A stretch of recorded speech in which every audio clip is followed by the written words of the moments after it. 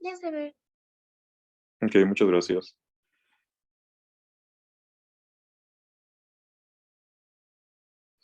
Eh, pues miren, vamos a comenzar con el tema de glucólisis. Y les repito, esto es para que la grabación se quede por la clase pasada, que pues evidentemente la grabación está, o sea, no se guardó, entonces tuve que grabarlo aparte. ¿Qué es lo importante de glucólisis? ¿Qué es lo que necesito que se sepan? Ok, primero que nada, la definición. Evidentemente lo que les van a preguntar más que nada va a ser definiciones y uno que otro proceso. No lo van a ver a fondo, no lo vamos a ver como si estuvieran en segundo año y vieran bioquímica, entonces vamos a ver las bases y lo que deben de saber. Entonces, básicamente la glucólisis, ahora sí, que si lo vemos en palabras coloquiales y palabras más sencillas, es la destrucción de la glucosa para obtención de energía. Durante esta destrucción de glucosa, durante la glucólisis, se va a obtener un rendimiento neto de dos moléculas de ATP. A este punto, creo que ustedes ya saben y todos ya sabemos que el ATP es la principal fuente de energía, ¿de acuerdo? A nivel celular. Entonces, el ATP va a ser usado como fuente de energía para realizar trabajos metabólicos, mientras que también se va a producir NADH, que pueden tener estos diferentes procesos. Y ahorita lo vamos a ver, ¿de acuerdo? Entonces, la glucólisis es este proceso por el cual se va a requerir, se va a utilizar la glucosa como fuente de energía, ¿de acuerdo? Entonces, ¿qué nos va a quedar al final de la glucólisis? Perdón, de la glucólisis, básicamente dos moléculas de ATP y dos de NADH, ¿de acuerdo? De igual manera se va a formar piruvato, el cual el piruvato y el NADH y ATP son ahora sí que los productos principales de la glucólisis. Ok, si hay oxígeno presente, este piruvato se va a oxidar hasta que se forme dióxido de carbono en la respiración celular y así obtener más moléculas de ATP. Van a existir dos fases de la glucólisis, una que requiere energía o dependiente de energía y otra que no depende de energía, ¿de acuerdo? Entonces, al final y al cabo, ¿cuáles son las funciones de la glucólisis? La generación de moléculas de ATP y NADH como fuente de energía y la generación de piruvato que pasará al ciclo de Krebs. Meramente eso que quiero que apunten y que tengan. Esta diapositiva les digo va a ser breve, entonces se las voy a compartir igual para que la tengan. Pasos de la glucólisis, ¿ok? Vamos a continuar con ahora sí que propiamente los pasos que corresponden a los principales procesos. Lo vamos a ver en 10 pasos. Meramente, aquí tenemos el esquema y es lo que les comento, al menos estos 10 pasos sí se los tienen que saber.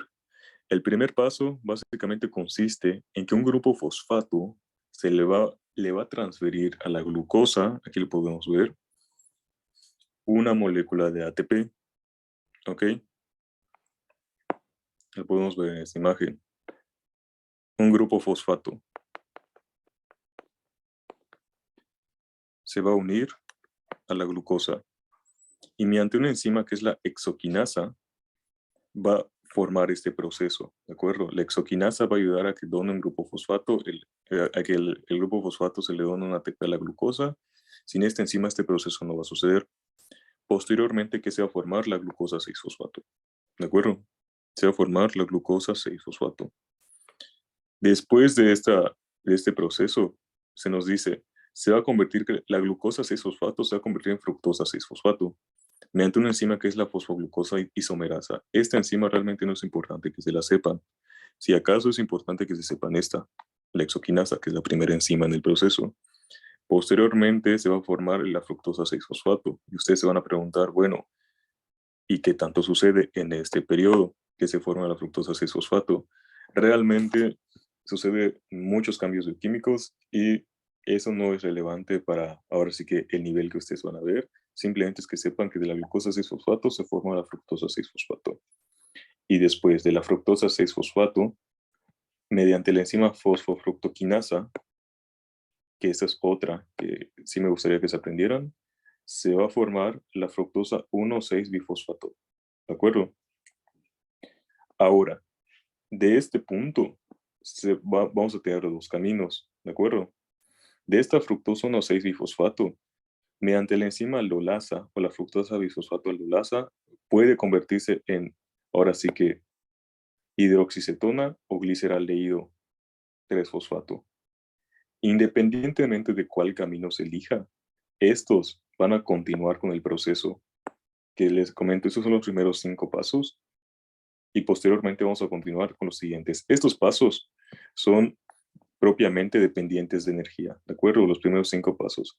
Los siguientes 5 pasos son independientes de energía. Entonces, como les mencioné, la fructosa no 6-bisfosfato se va a romper para generar 2 azúcares de 3 carbonos, ¿de acuerdo? La dihidroxiacetona, fosfato o la DAP, como gusten llamarle, y el gliceraldehído o el gliceraldehído 3-fosfato. El DAP se convierte en gliceraldehído 3-fosfato o se puede convertir en gliceraldehído 3-fosfato para continuar el ciclo. ¿Y por qué decimos que estos son dependientes de energía? Porque dense cuenta que utilizamos 2 ATPs, ¿ok? Por eso en los primeros 5 pasos,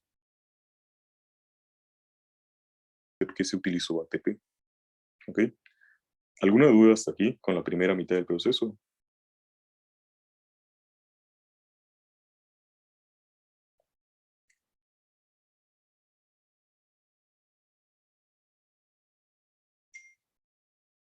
Ok, si no hay ninguna duda, pues vamos a continuar con la siguiente mitad. Ahora, pasaremos a los pasos que no dependen de de energía. Básicamente, una vez formado el gliceraldehído 3-fosfato y la dihidroxicetona fosfato, estos va a ocurrir la oxidación básicamente de manera simultánea, tanto del gliceraldehído 3-fosfato mediante la reducción de un NAT que se va a convertir posteriormente en NADH y se va a generar hidrógeno. Esto, gracias al NAT, que posteriormente se convierte en NADH, se va a formar el 1,3-bifosfoglicerato, ¿ok? Que lo podemos ver justamente aquí. El glicerato 3-fosfato se convierte, esta enzima realmente no es importante. El glicerato 3-fosfato se va a convertir en 1,3-bifosfoglicerato por la donación de una que se va a convertir en NADH y se va a formar un hidrógeno. Aquí, entonces, se va a utilizar un ADP, que posteriormente este ADP, mediante la enzima fosfoglicerato quinasa, que esta sí quiero que se la aprendan, ya es la tercera enzima que, digo, que les comento que es importante que, que las pregunten. El ADP, mediante la fosfoglicerato quinasa, se convierte en ATP, ¿ok? Y se forma 3-fosfoglicerato, ¿de acuerdo? Ese 3-fosfoglicerato, posteriormente, mediante la enzima fosfoglicerato mutasa, esta no creo que sea importante, se convertirá en 2-fosfoglicerato. Dense cuenta como de 3 pasa al 2-fosfoglicerato y mediante la enzima enolasa, que esta también es la cuarta que quiero que se sepan, porque es importante, porque aquí se va a utilizar agua, H2O. Mediante la enolasa que utiliza el H2O, utiliza el agua, convierte el 2-fosfoglicerato en fosfoenolpiruvato. Y finalmente, la última enzima que tienen que saberse es la piruvatoquinasa, la quinta enzima. Mediante la piruvatoquinasa se utiliza ADP para que este fosfoenolpiruvato se convierta finalmente en piruvato. Y el ADP que se va a utilizar se termina convirtiendo en ATP. Por lo tanto, como les mencioné al principio, al final de este proceso se van a formar 2 ATP. Aquí fue el primer ATP que se formó, ¿ok? Mediante la fosfogliceratoquinasa quinasa, que utilizó el ADP, posteriormente se formó ATP. Y finalmente la piruvato quinasa, que agarró el ADP y convirtió el ATP aquí. Los 2 ATPs que se formaron para formar ahora sí que los 2 piruvatos como tal. Entonces, una vez realizado este proceso, este es el que les comento que es independiente de energía porque no utilizó ATP. Al contrario, formó 2 ATPs. Mientras que la primera mitad, como vimos, sí utilizó 2 ATPs, es decir, requería utilizar energía. ¿Ok? Eh, ¿Alguna duda, alguna pregunta hasta aquí? ¿Algo que no haya quedado claro que quieran que repita?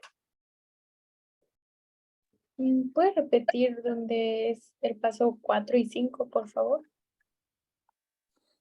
Ok, pasamos al proceso dependiente de energía.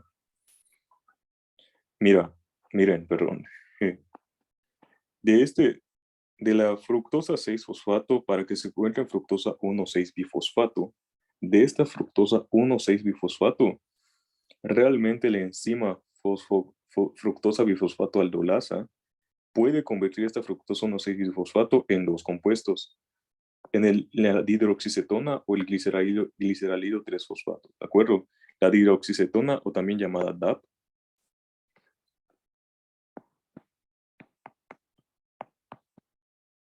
¿ok?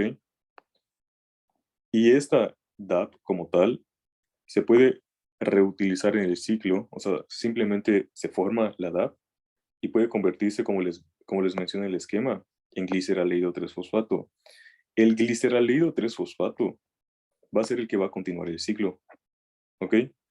Por lo tanto, esta DAP que se forma, al final se va a convertir en gliceraldehído 3-fosfato, ¿ok? Mediante la enzima triosa fosfato isomerasa, que realmente esta ni es importante que se lo sepan, pero pues para que se explique, ¿ok? Se forman estos dos productos, DAP y gliceraldehído 3-fosfato. Estos van a continuar el ciclo, pero principalmente el gliceraldehído 3-fosfato en esta forma. Por lo tanto, este DAP se termina convirtiendo en gliceraldehído 3-fosfato para continuar el ciclo, ¿ok? ¿Alguien tiene alguna pregunta? ¿Alguna otra duda?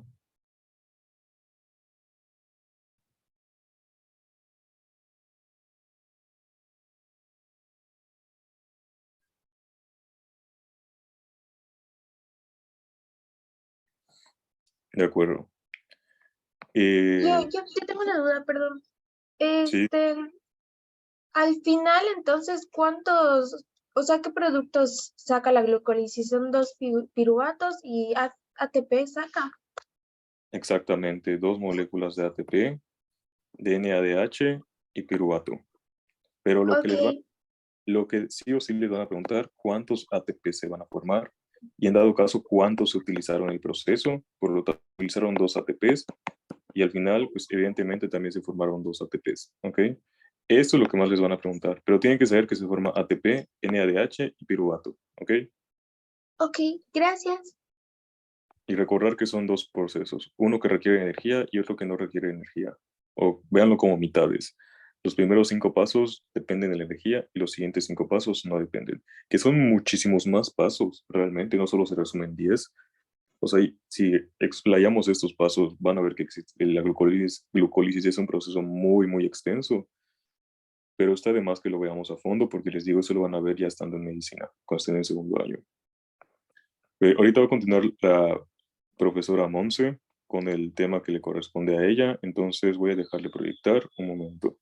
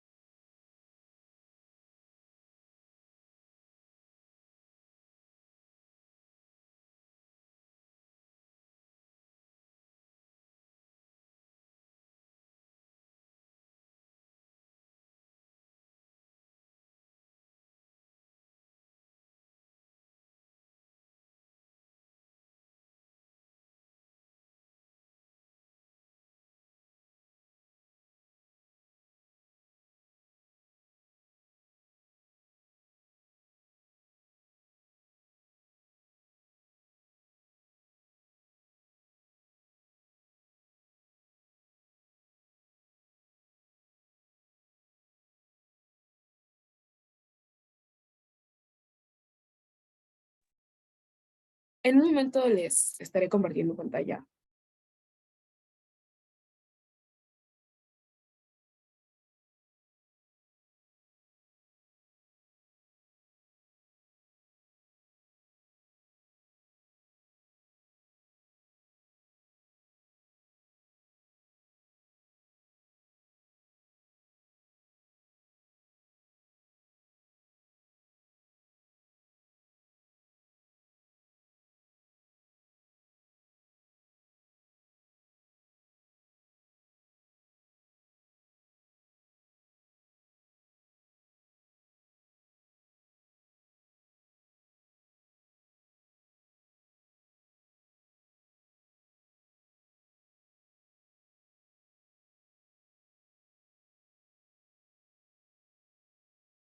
Muy bien.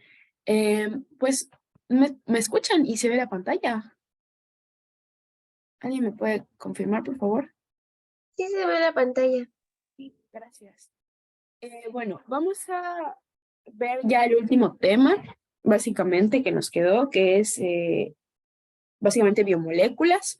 Esto, pues, debe ser un tema bastante rapidito porque, pues, quiero suponer yo, esto ya son temas que empezaron a ver desde la prepa y ahora sí que para cuestiones de examen, pues solo va a ser un pequeño recordatorio, ¿no?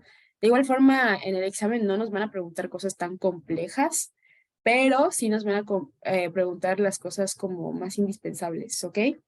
Entonces, pues ya sabemos que las biomoléculas como tal son aquellas moléculas indispensables del cuerpo y que como tal estas son cuatro tipos de moléculas que ahora sí que todo ser vivo necesita o que todo ser vivo tiene, ahora sí que ahora sí que pues para su conformación propia, ¿ok? Como tal, en el cuerpo pues se encuentran cuatro tipos de biomoléculas, creo que ya las conocemos perfectamente, los carbohidratos, los ácidos nucleicos, las proteínas y los lípidos, que son como tal los principales. ¿Y cuál es la característica principal que tienen estos cuatro tipos de moléculas? Bueno, que básicamente estos se van a componer principalmente de tres elementos esenciales, el carbono, el hidrógeno y el oxígeno, ¿ok? En la fórmula química ahora sí que estos cuatro tipos de moléculas, van a existir estos cuatro tipos, van a existir básicamente estos tres elementos indispensables. Evidentemente no solamente se van a componer de carbono, hidrógeno y oxígeno, puede ser que las moléculas sean un poquito más complejas e inclusive se puedan componer de nitrógeno o se puedan componer de fósforo, ¿ok? Vamos a comenzar con los carbohidratos. Con los carbohidratos, de igual forma, los podemos encontrar con otros nombres, por ejemplo, glúcidos, azúcares o sacáridos. Lo más común que sería como que encontrarlos sería como carbohidratos, evidentemente, pero pues no, o sea, también tengan en cuenta de que los podemos encontrar como glúcidos, azúcares o sacáridos, ¿ok? Principalmente, y pues ya dijimos, formados de carbono, hidrógeno y oxígeno. Y si bien los carbohidratos tienen muchas funciones, la principal función de los carbohidratos es desde el punto de vista energético. Es muy importante también como que grabarnos que al menos los carbohidratos nos van a proporcionar 4 kilocalorías por gramo. Y les había comentado en la clase pasada que lo empezamos como tal, que al menos en cuestión, no solamente los carbohidratos tienen esta cuestión energética, sino también los lípidos cumplen esta función de energía y los lípidos nos van a proporcionar 9 kilocalorías por gramo, ¿ok? Esa es la diferencia. Sin embargo, los lípidos funcionan más que nada como un reservorio de energía, ¿ok? Como tal, o podríamos decirlo así, la primera fuente que el cuerpo agarra como energía son los carbohidratos. Cuando se nos acaba esta reserva de carbohidratos, el cuerpo lo que hace es agarrar a los lípidos como segunda fuente de energía, ¿ok? Pero nada más quiero que tomen en cuenta que la primera fuente de energía son los carbohidratos. La segunda fuente son los lípidos, ¿ok? Y como tal, ya les había dicho que cuando hablemos de biomoléculas, siempre vamos a tener en cuenta el monómero, ¿ok? Monómero. ¿Qué es el monómero? Es la unidad más pequeña que pueden tener las biomoléculas. Y dependiendo de qué estemos hablando, los monómeros van a tener distintos nombres. En el caso de los carbohidratos, el monómero de los carbohidratos, es decir, la unidad más pequeña de los carbohidratos o los carbohidratos más pequeños, se les llama monosacáridos, que es la unidad básica de construcción de los carbohidratos. O sea, a partir de los monómeros, nosotros no podemos partir más chiquitito los carbohidratos, ¿ok? Los monosacáridos son la unidad de los carbohidratos más chiquita que existe, ¿ok? Como les dije, los carbohidratos, pues, no solamente cumplen una función meramente energética, tienen otras funciones, sin embargo, la principal es la energética. Son de igual forma precursores para formar otras biomoléculas. Como les dije, son la fuente inmediata, es decir, es lo primerito que agarra el cuerpo, ahora sí que para obtener energía. Y también funcionan como reservorio energético. Evidentemente, si bien son la primera fuente de energía, también estos se almacenan, ¿en dónde se almacenan? Principalmente en tejidos como del hígado y del músculo, principalmente entre las dos del hígado. O sea, básicamente se guardan, ¿no?, los carbohidratos para posteriormente usarlos. Y de igual forma cumplen un papel estructural en otros tejidos. Si bien no es su principal función, pero sí es importante como que tenerlo en cuenta. Ya dijimos, la principal función es que es una fuente inmediata de energía. Es la primera fuente que el cuerpo ocupa para, ahora sí que, obtener ATP, energía, etc. ¿Ok? ¿Cómo se clasifican los carbohidratos? Básicamente se clasifican dependiendo del número, ahora sí que de átomos de carbono, por algo se llaman carbohidratos, que tengan en su estructura. Si los carbohidratos tienen de 3 a 8 átomos de carbono, se le considera como monocarbohidratos o monosacáridos, que es lo que vimos aquí, los monosacáridos, la unidad más pequeñita, ¿ok? Básicamente, como dice acá, no pueden hidrolizarse a compuestos más sencillos. ¿Por qué? Porque estos son los compuestos más sencillos. ¿Ok? Luego le siguen los oligosacáridos, que básicamente son monosacáridos un poquito más grandes, que tienen más cantidades de carbono o más unidades de carbono.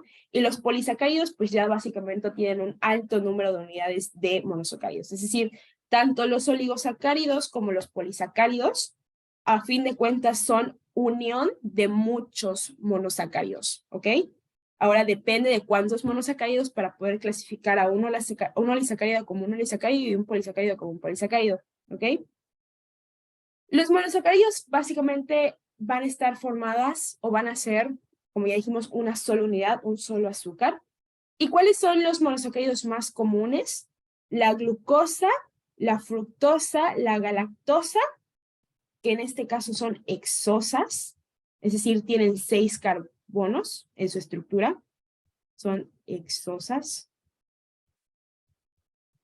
Y también la ribosa y la desoxirribosa. ¿Se acuerdan en dónde vimos la ribosa y la desoxirribosa? ¿De dónde vienen la ribosa y la desoxirribosa? Que aquí están básicamente.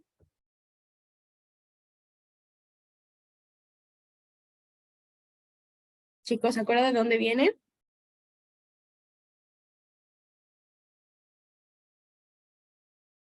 Hola, ¿se me escucha?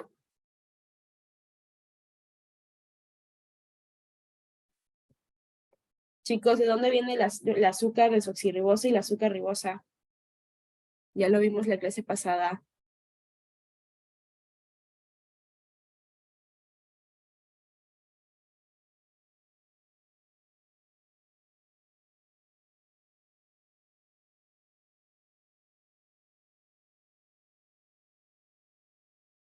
Bueno, la azúcar ribosa y la azúcar desoxirribosa vienen del ADN y el ARN. Acuérdense que por eso...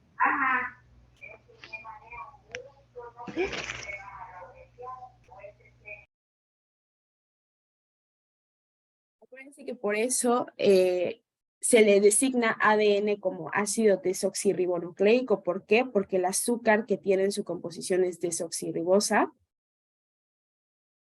Y el ARN, porque el azúcar que tiene es la azúcar ribosa. Entonces, por eso tienen este nombre, ¿ok? ¿Cuál es la característica de estas azúcares? Que son azúcares pentosas. Esto quiere decir, pento viene de 5, que tienen 5 carbonos en su estructura. Y de hecho, como pueden ver aquí en la estructura, tienen 1, 2, 3, 4, 5. Son 5 carbonos. Y lo mismo para aquí. 1, 2, 3, 4, 5. ¿Ok? Entonces, básicamente, esa es la diferencia. Y la glucosa, galactosa y fructosa, bueno, la fructosa también es una pentosa, esta también es una pentosa, pero al menos la glucosa y la galactosa son hexosas, es decir, tienen 6 carbonos en su estructura, 1, 2, 3, 4, 5, 6, ¿ok? Básicamente la fructosa se llama así porque es el azúcar más que nada de los frutos, de las frutas. La ribosa pues ya dijimos en el ARN, la desoxirribosa en el ADN, y la galactosa es la azúcar de la leche, ¿ok? Disacáridos. Básicamente los disacáridos es la unión de dos monosacáridos, ¿ok? Básicamente son dos monosacáridos que se unen, ¿ok? ¿Cuáles son los disacáridos más importantes y lo que les pueden preguntar en el examen? La lactosa, la sacarosa y la maltosa. La lactosa básicamente es la unión de una glucosa más una galactosa. ¿Ok? La lactosa se encuentra igual en la leche. ¿Ok? Sin embargo, ese es el disacárido más importante, ahora sí que se encuentra en la leche. Ya dijimos que como tal, el monosacárido más importante o el azúcar más chiquitita que podemos encontrar en la leche es la galactosa. ¿Ok? La sacarosa, que es básicamente con lo que comúnmente, ahora sí que conocemos como el azúcar de mesa o el azúcar tradicional, está compuesto por una molécula de glucosa más una molécula de fructosa.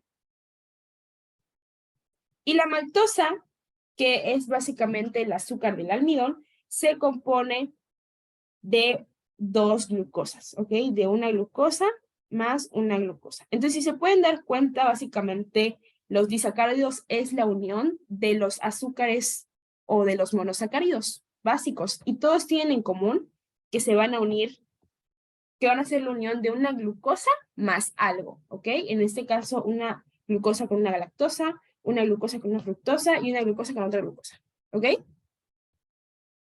Los polisacáridos ahora sí son las cadenas más largas de monosacáridos que nosotros podemos encontrar. Vamos a ver las principales y las que probablemente les puedan preguntar. En este caso, la celulosa. La celulosa básicamente va a ser la unión de varias glucosas, y algo muy importante de rescatar de la celulosa es que se va a encontrar en todas las paredes celulares de las plantas, ¿ok? Acuérdense que las plantas tienen una célula eucariota especial, que es la célula eucariota vegetal, que la célula eucariota vegetal tiene como característica que tiene además de tener una membrana celular que la recubre, tiene una pared celular que hace aún más fuerte este recubrimiento externo. Entonces, este recubrimiento externo que tienen las células eucariotas vegetales, que es la pared celular, se va a conformar principalmente de celulosa. Esto puede ser pregunta de examen, mucho cuidado, ¿ok? Y básicamente es una estructura de soporte. Ya habíamos visto que de igual forma una de las principales características de los carbohidratos es también ser un componente estructural, y pues básicamente va a funcionar también como protección en las raíces, tallos y cortes, ¿ok? Algo muy importante es que nosotros no podemos obtener la energía de la celulosa, porque no tenemos las enzimas necesarias para descomponer esta celulosa, ¿ok? Entonces, pues, eso es como que un dato importante, bueno, un dato más que nada no tan importante para el examen, pero sí importante para la vida. Lo que sí es importante que se aprendan es que la celulosa es el azúcar o es el polisacárido de las paredes celulares de las plantas, ¿ok? Porque probablemente o sea, yo recuerdo que en mi examen sí me salió una pregunta parecida a esta. Así que vamos a continuar. El almidón básicamente son, ya habíamos visto, cadenas de glucosa, glucosa, glucosa, glucosa, que van a estar unidas linealmente, y más que nada se van a encontrar almacenadas en plantas de igual forma, en granos, en semillas y normalmente en tubérculos, ¿ok? Como en este caso la papa y el camote, ¿ok? Esta pues es un polisacárido que es soluble en agua, ¿ok? El glucógeno básicamente es una molécula bastante importante a nivel, ahora sí que del cuerpo humano, porque básicamente funciona como una reserva de energía en los animales, ¿ok? De hecho, hay un proceso bioquímico llamado glucogenólisis, que este proceso bioquímico llamado glucogenólisis, perdón, glucogenólisis, básicamente es ahora sí que el cuerpo lo que hace es que estas glucosas que están unidas, que es el glucógeno, va a partir los enlaces para que estas pequeñas glucosas, o sea, los pequeños componentes que conforman el glucógeno, los aprovecha el cuerpo ahora sí que para energía. Entonces se dice que el glucógeno es una gran molécula que tiene básicamente glucosas y que cuando este entra a un proceso de glucogenólisis, lo que hace es liberar esas glucosas para que nuestro cuerpo pueda aprovecharlo. Entonces, básicamente, el glucógeno es la manera por la cual se reserva o se almacena la glucosa en el cuerpo, ¿ok? Y mediante un proceso llamado glucogenólisis, el glucógeno pasa a ser glucosa, la molécula más pequeña, ¿ok? El glucógeno es una molécula grande que por medio de la glucogenólisis pasa a ser o pasa a partirse en moléculas más chiquitas que son las glucosas, ¿ok? Y hemos dicho que las glucosas son los monosacáridos, es decir, las unidades más pequeñas que tiene ahora sí que el cuerpo en cuestión de azúcar. Perdón, tengo una duda. Entonces, viene siendo un proceso catabólico, ¿no? La glucogenólisis. Es un proceso catabólico. Ok, Sí. gracias. Muy bien. Vamos a pasar ya al último de los polisacáridos, que es la quitina. La quitina básicamente ahora sí que es un azúcar grande que tiene la característica que forma el exoesqueleto de los artrópodos y de los hongos mayormente. O sea, la quitina es un azúcar que se encuentra, es un azúcar de una estructura bastante fuerte que se encuentra básicamente, funciona como la celulosa de las plantas, ¿ok? También es parte de la estructura de la caparazón de los insectos y también de los hongos, ¿no? Básicamente es que se graben esto, ¿ok? Y con esto finalizamos la parte de carbohidratos. Algo que se me pasó a mencionar, que eso sí, se me olvidó añadirlo a la diapositiva, es el tipo de enlace que tienen los carbohidratos. Básicamente el enlace que tienen los carbohidratos es un enlace glucosídico, ¿ok? El enlace glucosídico básicamente se va a formar a partir de que nosotros tenemos disacáridos, es decir, la unión, este es el enlace básicamente, que es la unión de un monosacárido con otro monosacárido. A partir de los disacáridos nosotros ya tenemos enlaces glucosídicos y obviamente los oligosacáridos pues tenemos muchos enlaces glucosídicos, ¿ok? Vamos a pasar a la parte ahora sí de los lípidos. ¿Cómo dijo que se llamaba el enlace? Enlace glucosídico. Se trabó mi pantalla, ¿verdad? Sí, ya Estamos en no. la de polisacáridos. Sí se desconecta, no sé por qué. Voy a volver a conectar.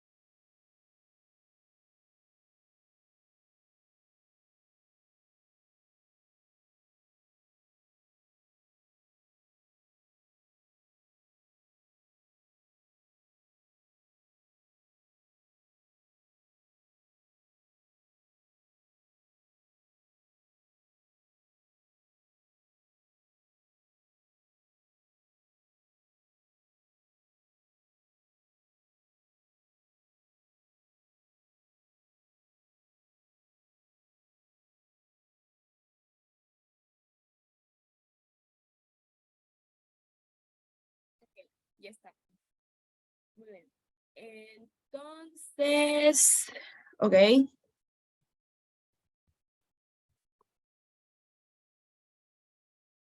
Muy bien. Vamos a continuar con los lípidos, ¿ok? Los lípidos van a tener, bueno, para comenzar, van a estar formadas normalmente por carbono e hidrógeno y en menor proporción van a estar formadas por oxígeno.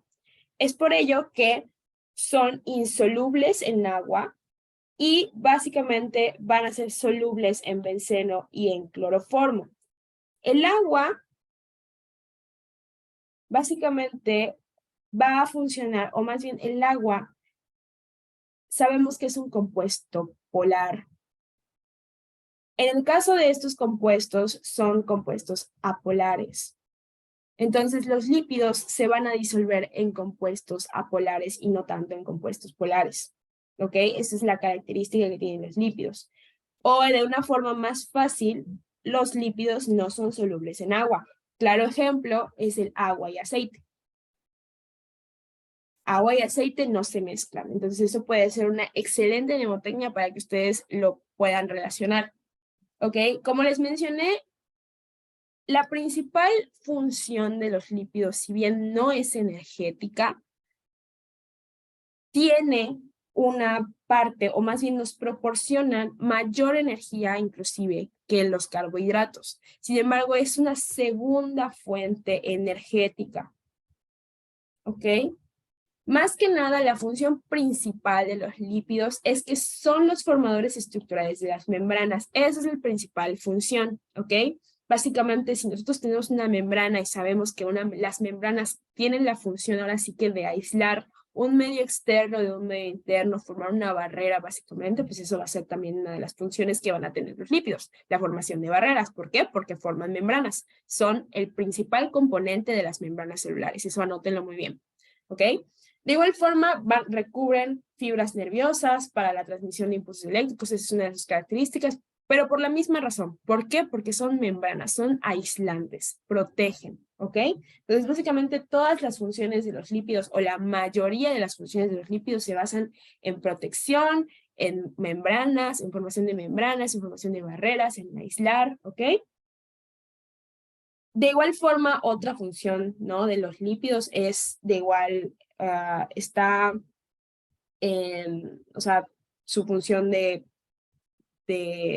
formación de hormonas en este caso, que igual es una función importante, pero pues bueno, esto lo vamos a ver más adelante, ¿ok? Aquí podemos ver una imagen básicamente de la membrana plasmática, que la membrana plasmática es una doble capa lipídica. Esto es como que importante que lo sepan, ¿no? Las membranas plasmáticas están compuestas de 2 capas de fosfolípidos que tienen sus cabecitas, básicamente es la cabecita este es un fosfolípido, acá hay otro fosfolípido, entonces básicamente las membranas plasmáticas se conforman de 2 capas de fosfolípidos. Los fosfolípidos son un tipo de lípidos, ¿ok? Que tienen fosfato evidentemente en su estructura.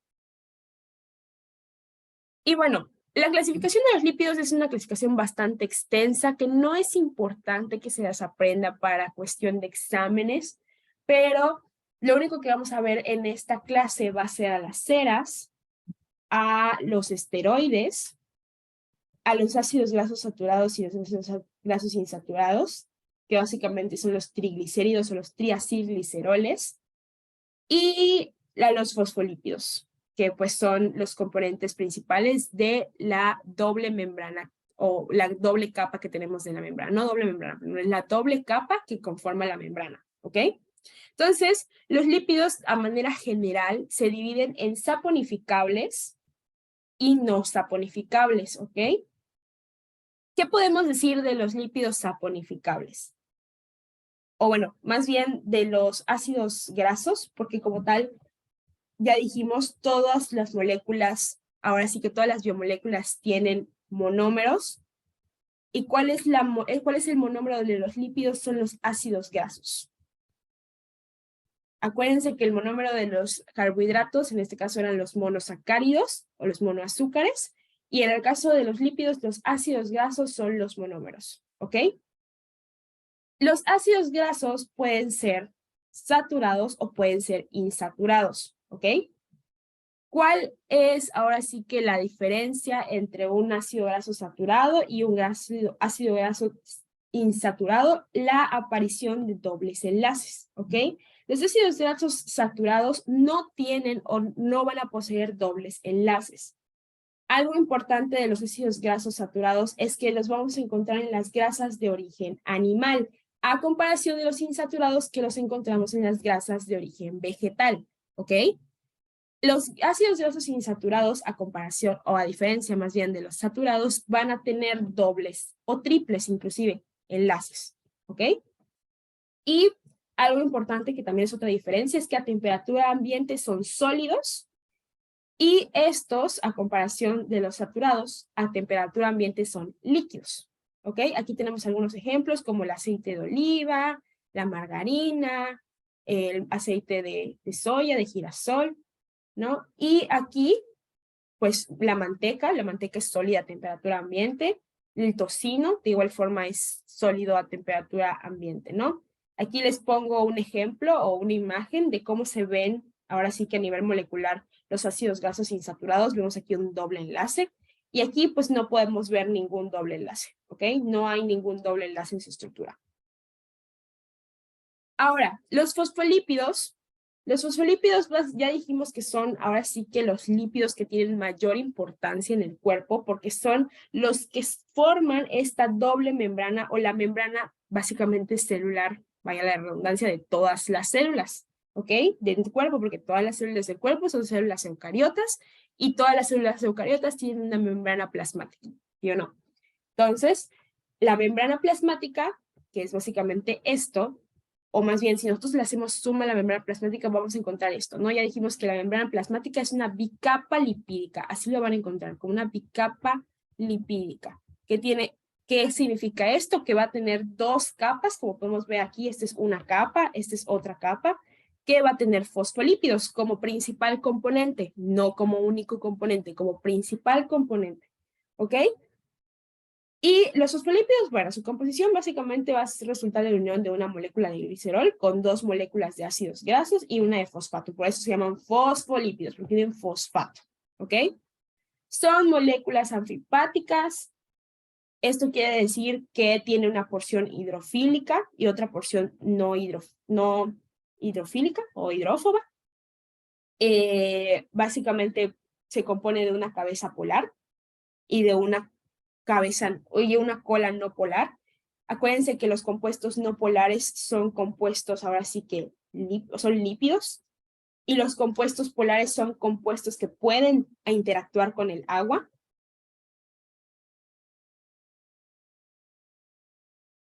Entonces tiene sentido que en el caso de las bicapas lipídicas lo podamos encontrar de esta forma. Si se dan cuenta, estos son fosfolípidos, esta es la cabeza del fosfolípido, estas son las dos colitas del fosfolípido, y esto es el medio externo, que en el medio externo básicamente tenemos agua, y esto es el medio interno de la célula, que también en el medio interno tenemos agua. Básicamente el citoplasma en su mayoría también tiene agua, ¿ok?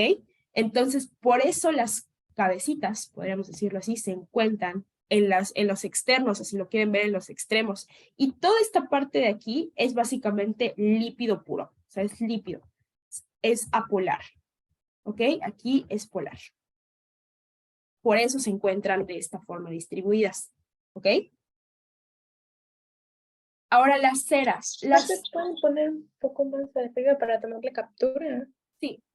De todos modos, pues se van a subir. Es verdad, algo que se me olvidó mencionarles es que ya están todas las presentaciones en el link o sea, en el grupo de WhatsApp, hay un link que tiene todas las presentaciones, ya están todas ahí en la plataforma, ¿ok? Ya están todas. Ayer las subí todas. Igual los videos ya deben de, bueno, solo me falta la clase 4 y la clase 5, pero habíamos tenido muchos problemas con esas clases, entonces apenas acabe la clase los estaré subiendo, ¿ok? Bueno, con respecto a las ceras, ahora sí. Básicamente las ceras son los compuestos más simples de los lípidos, funcionan más que nada como impermeabilizantes. ¿Y en dónde se van a encontrar las ceras más que nada? En las glándulas sebáceas, tanto de aves como de mamíferos.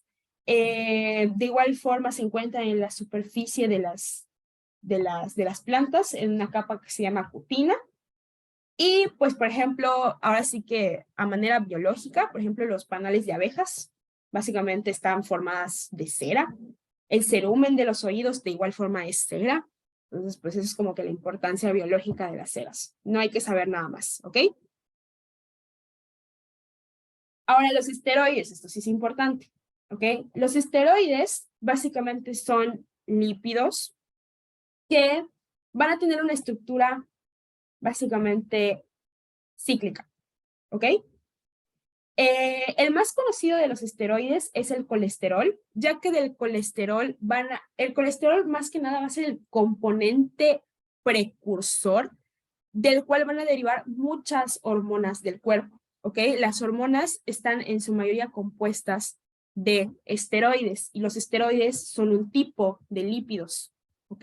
Entonces los lípidos a nivel, ahora sí que a nivel estructural, o a nivel compuesto son importantes porque de ahí se derivan las hormonas. En este caso no quiere decir que las hormonas sean 100% lípidos, sino que las hormonas tienen un componente en su estructura llamado colesterol y el colesterol es un esteroide y el esteroide es un tipo de lípidos. No sé si me di a entender.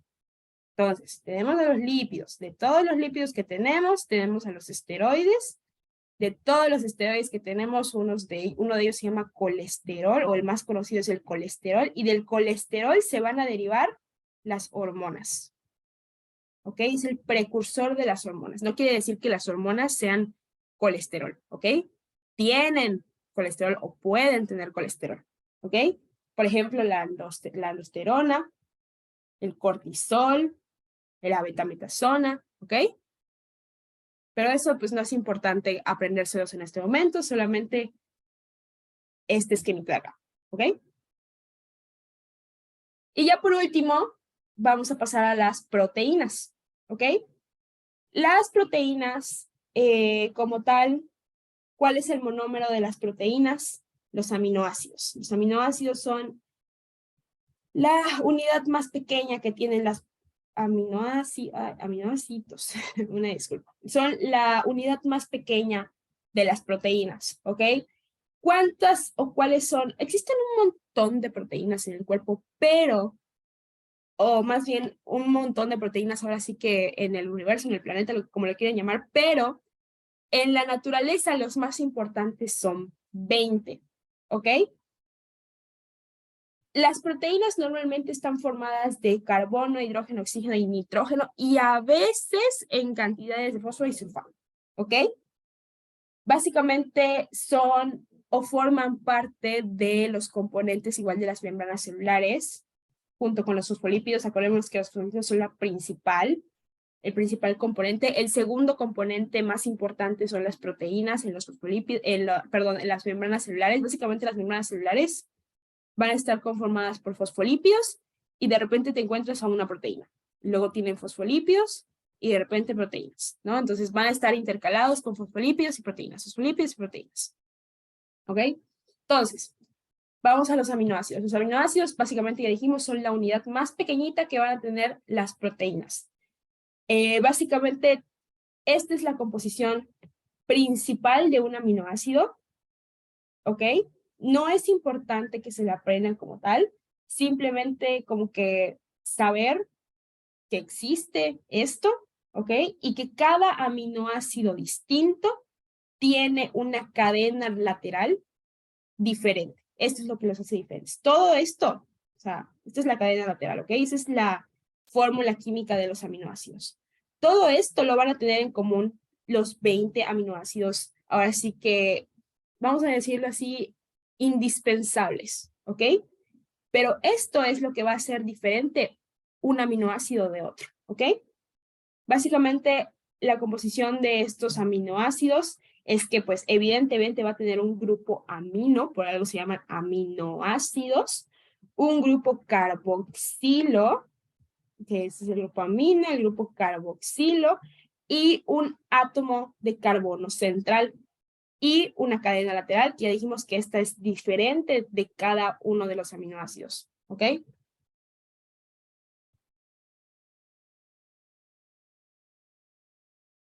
A ver, permítanme un segundo.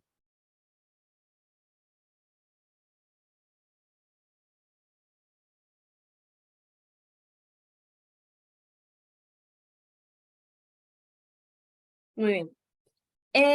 Pues ya dije, de entre todas las biomoléculas que existen, o sea, las 4 biomoléculas, es decir, carbohidratos, lípidos, proteínas y ácidos nucleicos, las que más tienen funciones como tal son las proteínas, son las que más funciones tienen. Básicamente, estamos hechos de pura proteína, ¿ok? Tienen una función estructural. Por ejemplo, ya dijimos que son parte de la estructura de la membrana plasmática, son parte de la estructura, por ejemplo, de las uñas, de la piel, en los músculos, en tendones, básicamente casi en todos los órganos tenemos proteínas, ¿ok? Son transporte, tienen una función también de transporte, ejemplo, en las membranas plasmáticas, la bomba sodio-potasio, que es una bomba importante en la membrana plasmática, es una proteína, los canales de las membranas por los cuales pasan los electrolitos de un lado a otro de la membrana plasmática son proteínas, la hemoglobina, que es la proteína de la sangre, básicamente, que es la que transporta el oxígeno, ahora sí que hacia el cuerpo, el que transporta el dióxido de carbono del cuerpo hacia los pulmones, son proteínas, forman o son también enzimas, que las enzimas pues ya dijimos que son ya debemos de saber a este punto que son estructuras o son ahora sí que proteínas, porque las enzimas son proteínas que aceleran las reacciones químicas de nuestro cuerpo o aceleran básicamente esto, ¿no? Las reacciones químicas, aceleran los procesos metabólicos, las enzimas, funcionan también como defensa, en este caso los anticuerpos son proteínas, ¿ok? Las inmunoglobulinas son proteínas, tienen proteínas en su estructura, son reguladoras porque también, junto con los lípidos, también son parte de la estructura de las hormonas, ¿ok? Por ejemplo, la insulina, la hormona del crecimiento son proteínas o tienen en su estructura proteínas. También funcionan como movilizadoras. Por ejemplo, hay proteínas contráctiles como lactina y miosina. Lactina y miosina son las proteínas principales del músculo esquelético o de los músculos más que nada. Y pues básicamente tienen varias funciones, ¿no? Entre las principales son esas, ¿no? Estructural, de transporte, de las enzimas, catalítica, de defensa, reguladora, de movimiento, ¿ok? O sea, tienen muchas funciones. Y es importante que se las aprendan todas, ¿ok? Y bueno, ahora vamos a hablar de la estructura de las proteínas. Básicamente las proteínas más bien tienen 4 principales estructuras: primaria, secundaria, terciaria y cuaternaria, ¿ok? ¿Cuál es? Ahora sí que vamos a dar un resumen de las estructuras. Básicamente que la estructura primaria es la estructura menos compleja que tiene una proteína y la estructura cuaternaria es la estructura más compleja que puede tener una proteína, ¿ok? La estructura primaria básicamente es una cadena lineal, ¿ok? Es un modelo, ahora sí que lineal, y la estructura cuaternaria es un modelo tridimensional, un modelo ahora sí que con 3 dimensiones básicamente. Entonces, aquí decimos que la estructura primaria, en el caso de las proteínas, es una cadena lineal de aminoácidos. Podemos ver aquí la cadena. Y básicamente es la estructura más simple que puede tener una proteína, ¿ok? Las estructuras secundarias se dividen en 2. Alfa hélice y beta plegada. ¿Ok? Las proteínas, cuando ahora sí que van teniendo varios enlaces, van tomando una forma. Cuando llegan a ser estructuras secundarias, pueden tomar 2 formas. Una forma de alfa hélice y una forma de beta plegada. ¿Ok? Solamente eso es importante que se aprendan. ¿Ok? Que las estructuras secundarias pueden ser de 2 formas. La alfa hélice se ve ahora sí que como una hélice, es como un rollito, y la beta plegada son láminas, básicamente. Es un patrón que se cumple, o sea, puede ser o alfa hélice o beta plegada. La estructura terciaria, ahora sí, ya comenzamos con una conformación un poquito más espacial. Ya aquí las proteínas tienen una conformación tridimensional casi completa.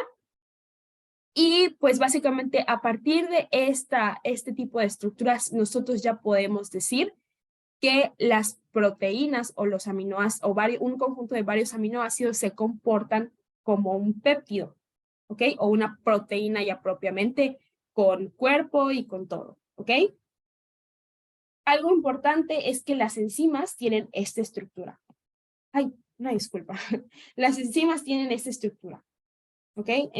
Tienen estructura terciaria. ¿Quién tiene una estructura primaria? Por ejemplo, la hormona insulina. Tiene una estructura simple, tiene una estructura primaria. Las estructuras secundarias realmente no son relevantes, o sea, simplemente lo único relevante es que pueden ser de dos formas o pueden tener dos formas de plegarse, de alfa hélice o de beta plegada. Las terciarias realmente son una conformación un poco más compleja de una estructura secundaria. Las enzimas tienen este tipo de estructura. Y ya las estructuras cuaternarias básicamente ya son las estructuras más complejas. Un ejemplo clásico de una estructura cuaternaria es básicamente la hemoglobina.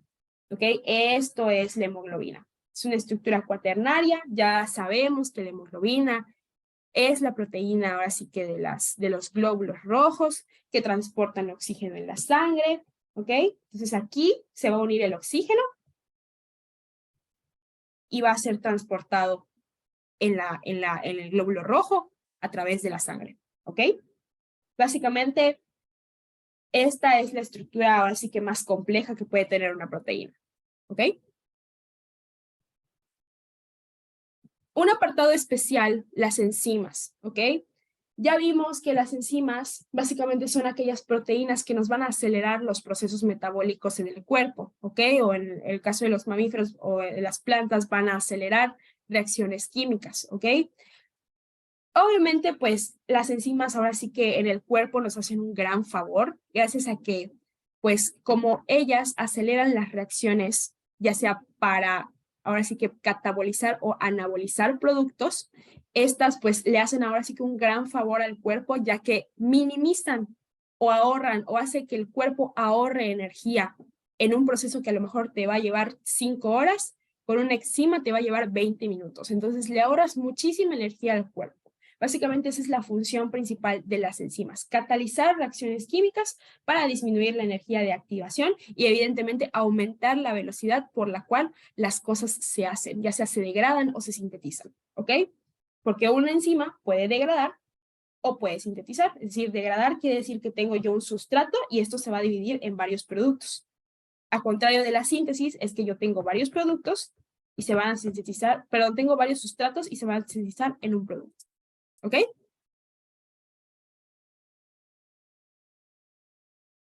Y por último, las vitaminas. ¿Qué son las vitaminas? Básicamente las vitaminas son enzimas. ¿Ok? Las vitaminas son enzimas. Son enzimas que nosotros no podemos sintetizar y que las tenemos que obtener por, ahora sí que, por los alimentos. ¿Ok? Pero a fin de cuentas son enzimas. Y ya dijimos que la definición de enzima es básicamente una proteína que me va a acelerar un proceso metabólico, ¿ok? Y estas vitaminas sí son indispensables para la vida, para la salud, para las actividades físicas, ¿ok?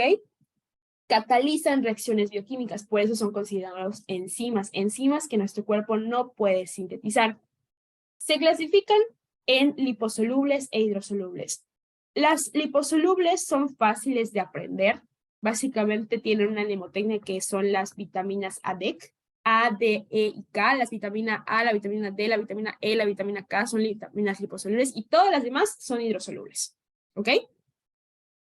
Aquí podemos ver las vitaminas liposolubles con ahora sí que la mnemotecnia ADEK y todas las hidrosolubles. No es necesario que se las aprendan realmente. A lo mucho se pueden aprender si quieren las vitaminas liposolubles, que probablemente puede ser que se los pregunten, puede ser que no, pero realmente las hidrosolubles es muy difícil que se las pregunten, ¿ok? Vamos a ver ahora sí que como que la importancia de cada una, básicamente. Como tal, pues la vitamina A es indispensable para tener básicamente ojos sanos, piel sana, membrana sana, ¿ok? Tiene muchas funciones la vitamina A. Realmente la vitamina A también es conocida como retinol. Y más que nada, la vitamina A funciona en la visión, ¿ok? En la visión más que nada es como que su principal función. De igual forma en los huesos, aunque ya sabemos que como tal, los huesos pues tienen muchas vitaminas que funcionan entre ellos, entonces pues la principal función de la vitamina A es en los ojos, ¿ok? En la visión, más que nada. Nosotros necesitamos de vitamina A ahora sí que para ver.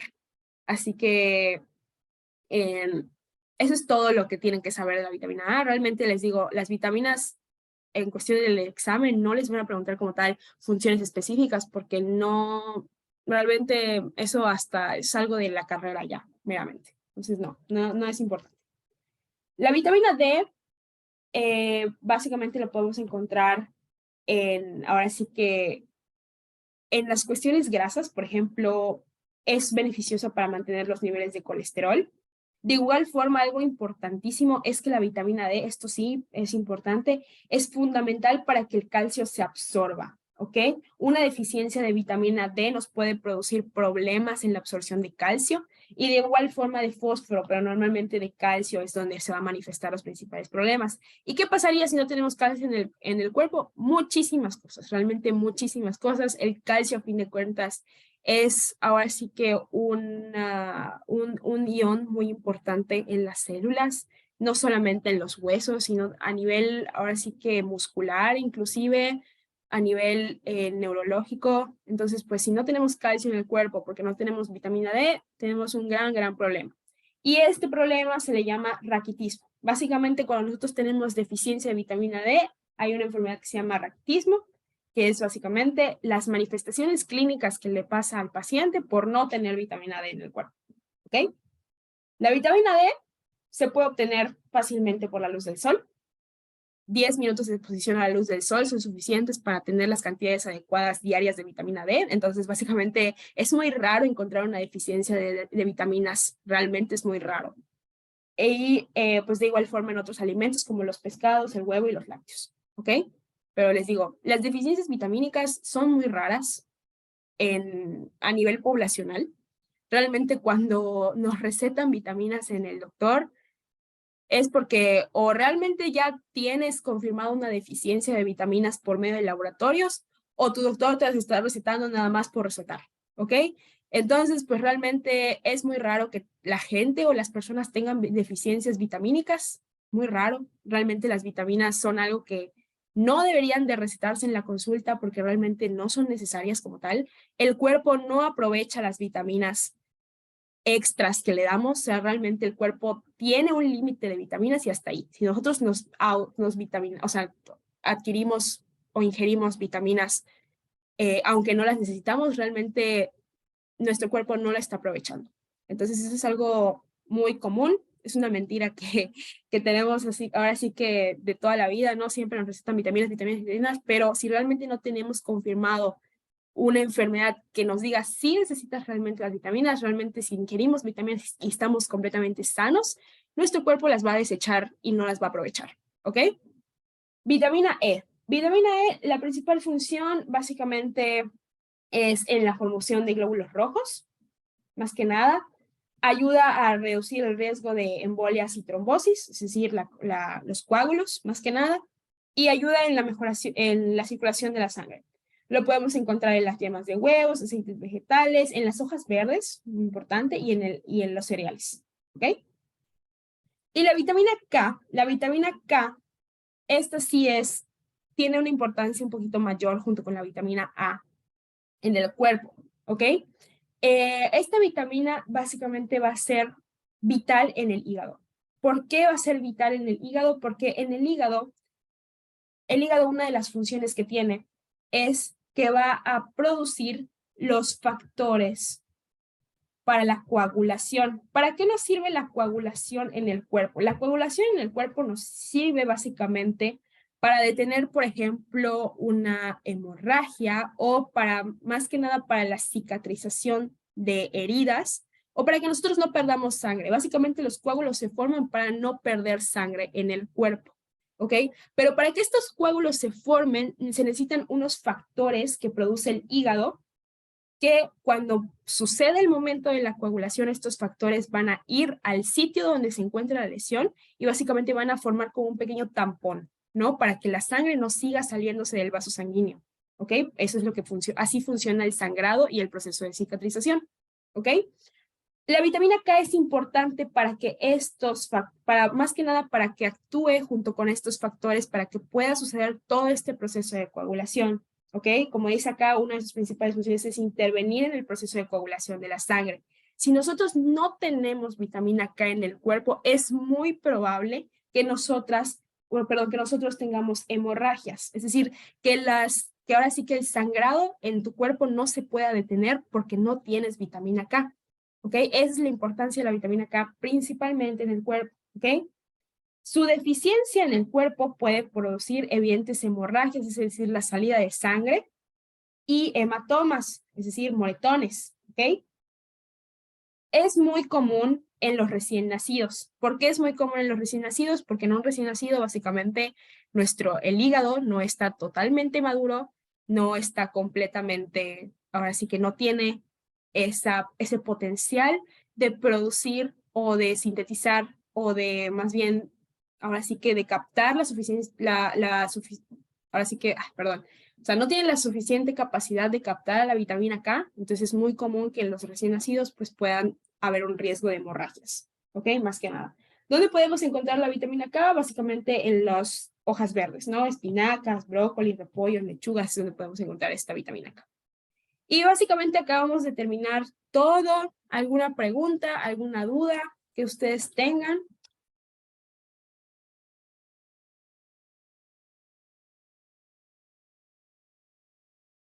Chicos, ¿alguna pregunta o alguna duda? Creo que no. Ok.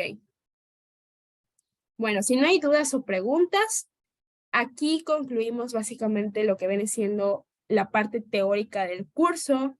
El día de mañana nos estaríamos viendo para la sesión de preguntas. Y, a ver, un segundo. Ok. Y pues mañana nos estaremos viendo. Probablemente, bueno, no, mañana nos estamos viendo, ¿ok? A la misma hora que siempre nos vemos, ¿ok? Mañana en la Biblioteca de Ciencias de la Salud, ya para finalizar el curso. Si no hay dudas o preguntas, pues nos estamos viendo mañana. Les estoy subiendo inmediatamente la grabación, junto con ya las clases 4 y 5, aunque ya las diapositivas de las clases 4 y 5 ya deben estar arriba en la plataforma. Y pues es todo, chicos. Que tengan un bonito día. Nos vemos. Muchas gracias. Hasta luego. Muchas gracias.